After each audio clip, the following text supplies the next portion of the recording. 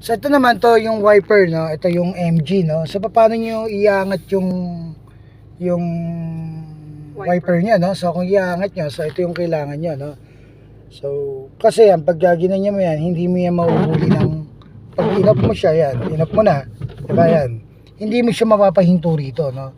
So kasi itong MG, no, bumabangga ito dito, doon sa may pinaka clip niya dito. So pag inangat mo, tutukod doon, so mapipwersa, masisira pa. Pati yung kotse mayuyupi pa, no.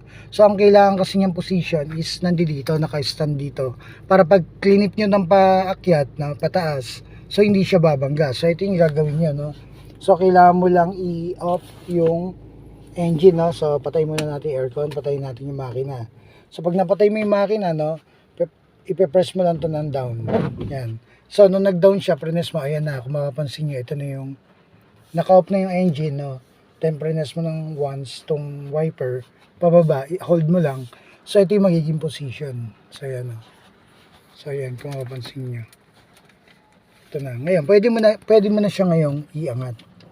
So ayan. So pag bumaba ka, ito yung result nun. So yan, pwede mo na siyang iangat na yun.